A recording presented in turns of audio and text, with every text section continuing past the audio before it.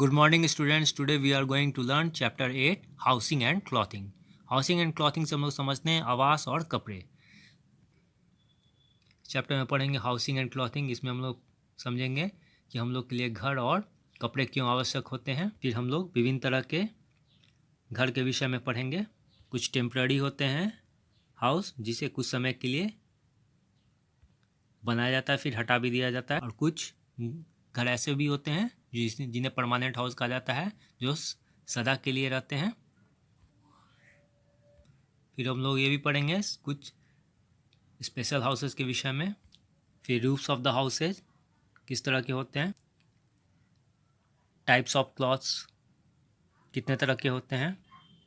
पहले इसे हम लोग एक कहानी के माध्यम से समझते हैं। Megha's grandparents live in a hill station. Megha एक लड़की है जिसके दादा दादी पहाड़ी इलाका में रहते हैं। Last summer holidays, Megha visited them with her parents. Megha was surprised to see that people there were wearing woolen cloths. पिछले गर्मियों की छुट्टी में मेगा क्या करती है, सैर करने जाती है अपने माता पिता के साथ। कहाँ जाती है, दादा दादी से मिलने, पहाड़ी इलाका में। मेगा देख के चकित हो जाती है कि वहाँ बहुत से लोग ऊनी कपड़े पहने हुए हैं। She also noticed that the houses that had sloping roofs. Mega ये भी ध्यान देती है कि वहाँ पे जो घर बने होते हैं वो उनकी छतें झुकी हुई होती हैं। ये इस विषय में अपने पिता से पूछती है, तो उसके पिता उसे समझाते हैं। कपड़े पहने जाते हैं जहाँ पे लोग रहते हैं उसके अनुसार पहने जाते हैं। वो आगे समझाते हैं कि घर जो बने होते हैं मौसम के अनुसार बनाए जाते हैं, जहाँ पे लोग रहते हैं। जैसे फिगर में देख रहे हैं, ये स्लोपिंग रूप से ये झुकी हुई छत है। Houses in the hills have sloping roof so that rain और snow can easily fall off. पहाड़ी इलाका में इस तरह का घर बनाया जाता है क्योंकि वो जो बारिश होती है, चाहे बर्फबारी होती है, तो वो आसानी से गिर जाए।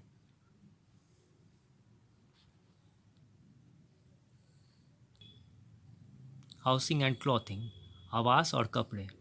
हम लोग के लिए घर क्यों आवश्यक होते हैं और कपड़े क्यों आवश्यक होते हैं, हम लोग समझते हैं। We all need a house to live in. It protects us from heat, cold and rain. Houses are of different types. Some houses are big and strong while some houses are small and weak. हम लोग सभी को घर रहने के लिए आवश्यकता पड़ती है क्योंकि इसमें हम लोग सुरक्षित रहते हैं। ये घर हमें गर्मी से, फिर ठंड से और बारिश से बचाते हैं। घर भी बहुत तरह के होते हैं, कुछ मजबूत होते हैं, कुछ विशाल होते हैं, फिर कुछ घर ऐसे भी होते हैं जो छोटे होते हैं और कमज़ोर होते हैं। लेकिन बड़े हो या छोटे हो, उसमें हम लोग सुरक्षित महसूस करते हैं अपने घर में, इसलिए घर हम लोग के लिए आवश्यक होता है। उसी तरह से कपड़े भी हम लोग के लिए आवश्यक होते हैं क्योंकि ये हम लोग को गर्मी से, बारिश से, फिर ठंड से और किसी के कीड़े के काटने से बचा के रखते हैं। और हम लोग अपने शरीर पर इसे धारण करते हैं। हम लोग विभिन्न तरह के कपड़े पहनते हैं मौसम के अनुसार। ठंड के मौसम में हम लोग ऊनी कपड़े पहनते हैं। गर्मियों के मौसम में हम लोग कपास से बने हुए कॉटन क्लॉथ्स पहनते हैं। अब हम लोग पढ़ते हैं टाइप्स ऑफ हाउसेस। हाउस के कितने तरह के प्रकार होते हैं। पहला होते हैं टेम्पररी हाउस। टेम्पररी हाउस को पोर्टेबल हाउस भी बोला जाता है क्योंकि ये कुछ समय के लिए रहते हैं, फिर इसे हम लोग इसका उपयोग करने के बाद हटा भी सकते हैं एक जगह से दूसरे जगह। ये आसान होते हैं और सस्ते होते हैं बनाने में। It is easy and cheap to make. हम लोग देखते हैं टेम्पररी हाउस में कौन कौन होते हैं। टेंट है पहले, फिर हाउस बोट हो गए, फिर कारवा हो गए। ये सब क्या हुए, टेम्पररी हाउस हो गए। टेंट क्या होता है, एक तरह का कुछ समय के लिए बनाया जाता है, जैसे कि कहीं सैनिक की छावनी के लिए बनाया जाता है, या कहीं घूमने जाते हैं तो उसके लिए, पिकनिक मनाने तो उसके लिए हम लोग यूज़ करते हैं। ये नायलॉन और कनवास का बना होता है, जैसा देख रहे हैं ये। इसको फिर हटाया भी जा सकता है बना के कुछ समय के इसलिए इसे टेम्पररी हाउस बोला जाता है। अब हाउस बोट देखते हैं क्या होता है। A houseboat is a temporary house on board that floats on water bodies. ये एक तरह का ऐसा घर होता है जो कि पानी पे तैरता है। देख रहे हैं कि ये नाव है, नौका में ये घर बना हुआ है। It is made of would, ये लकड़ी का बना हुआ है। इस तरह के घर हम लोग केरला और कश्मीर में देखते हैं। अब फिर हम लोग देखते हैं कारवां क्या होता है। ये भी एक तरह का, ये कारवां जो पहिया पे चलने वाला होता है, इसे भी कुछ समय के लिए बनाया जाता है। ये मनुष्य को एक जगह से दूसरे स्थान पर ले जाने के लिए बनाया जाता है। इसे नोमाड्स भी कहा जाता है। अब हम लोग समझते हैं कि परमानेंट हाउस क्या होता है। परमानेंट हाउस होता है सदा के लिए, जिसे हम लोग एक जगह से दूसरे जगह शिफ्ट नहीं कर सकते हैं। इस तरह का घर का निर्माण मनुष्य अपने ज़रूरतों के अनुसार बनाते हैं। कुछ कमज़ोर होते हैं, कुछ मजबूत होते हैं।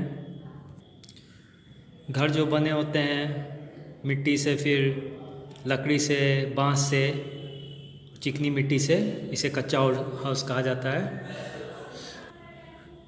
जैसा कि फिगर में देख रहे हैं, इस तरह के घर ज़्यादातर गांव में दिखाई देते हैं। इस तरह के घर ज़्यादा मजबूत नहीं होते हैं, ये कमज़ोर होते हैं। ये झोपड़ी जो दिख रही है ये ज़्यादातर गांव में या छोटे शहर में दिखाई देती हैं। अब हम लोग देखते हैं पक्का हाउस किसे बोला जाता है। ये भी एक तरह का परमानेंट हाउस होता है, लेकिन इसे पक्का हाउस बोला जाता है। पक्का हाउस क्यों बोला जाता है? क्योंकि ये ईंट, सीमेंट, स्टील से बने होते हैं और बहुत ही मजबूत होते हैं। इसे पक्का हाउस बोला जाता है। जैसे कि बंगला हो गया, मल्टी स्टोरी बिल्डिंग जिसमें बहुत सारे, जो देख रहे हैं क्या मल्टी स्टोरी बिल्डिंग है, फ्लैट हैं, ये सब पक्का हाउस के उदाहरण हैं। इस तरह के घर आपको दिखाई देते हैं बड़े बड़े शहरों में, जैसा कि देख रहे हैं बंगला है, फिर मल्टी स्टोरी बिल्डिंग है। आज की क्लास में हम लोग समझे घर की आवश्यकता क्यों पड़ती है,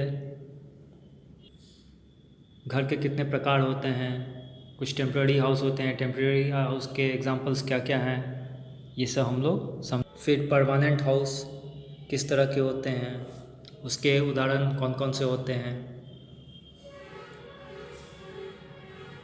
ये सब हम लोग आज की क्लास में अच्छी तरह समझ चुके हैं। अगली क्लास में हम लोग पढ़ेंगे कुछ स्पेशल तरह के घर के विषय में,